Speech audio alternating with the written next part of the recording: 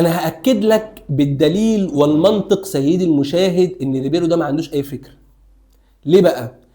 لما كوره زي دي تتكرر معاك مره واثنين وثلاثه، اتعملت معاك في ماتش بالميراس، اتعملت معاك في ماتش من الماتشات اللي انت كنت بتحضر فيها قبل بدايه الدوري، ولا زلت تكررها، الضربه الثابته للاهلي بيطلع فيها كل لعيبه الاهلي. ليه؟ عد معايا كده، ليه يبقى في 10 لعيبه من الاهلي طالعين في الضربه الثابته؟ ليه؟ يعني انا مش بخاطر بحاجه، مفيش اي سبب يخليني اطلع بضربه ثابته 10 لعيبه، الفرقه كلها طالعه ما عدا حارس المرمى. يعني حط نفسك مكاني كده وفكر معايا، ليه ريبيرو بيطلع بال10 لعيبه في ضربه ثابته؟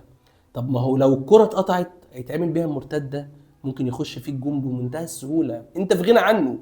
ليه انت بتعمل كده؟ انا مش فاهم. وليه انت اتعلمتش من غلطك؟ برضه انا مش فاهم. فانا بالنسبه لي ريبيرو هو مدرب، انا عارف ان انا بحكم عليه من بدري، بس انا بقول لكم ان ريبيرو لا يصلح مع كتيبه الاهلي اللي موجوده دلوقتي، وممكن يدمر الخطه اللي عاملاها الاداره بان هي استقطبت اجمد لعيبه موجوده في الدوري المصري، ويمكن كمان بره الدوري المصري. ريبيرو ممكن يدمر كل ده بجره قلم.